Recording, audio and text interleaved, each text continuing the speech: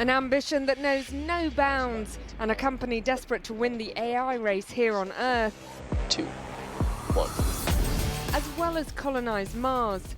And fueling it all, Elon Musk, the tech nerd and political agitator, and arguably the best hype man in the world. Let's head back to Amanda and Jake at Starbase. And we've got a special guest here. Now he's jumping in with a plan to create the world's biggest private company, said to be valued at $1.25 trillion. What the? Yeah, getting ready for Flight 11.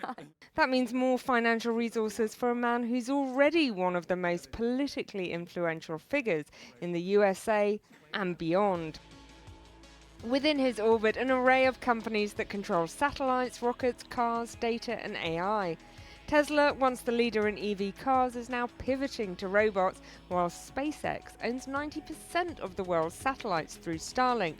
Neuralink creates chips for brain implants. xAI only recently bought X, the social media platform helping train Grok with its 550 million users. Now SpaceX will buy that, forming a $1.25 trillion super company.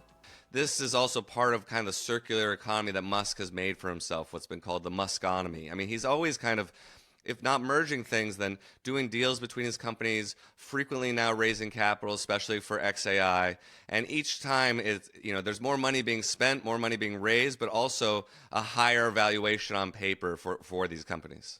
In the race to build data centers to power the new industrial revolution, companies need not just billions, but hundreds of billions of dollars. We're still, I think, at the peak of the AI curve. This is all about building investor sentiment.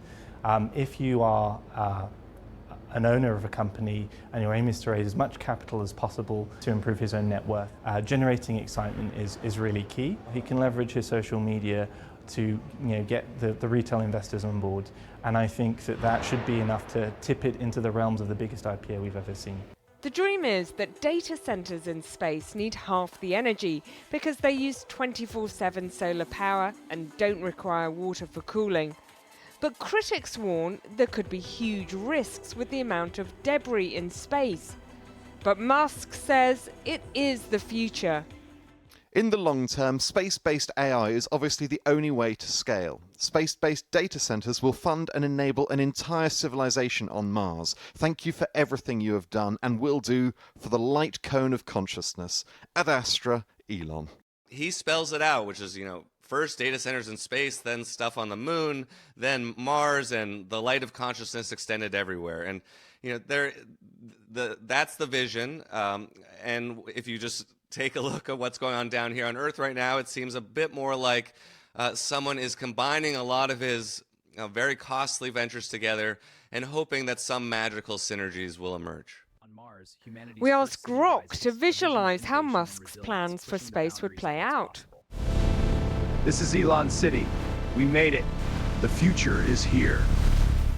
How that future is built, though, is controversial. Not least because Musk and other tech bosses seem keen to own and control it.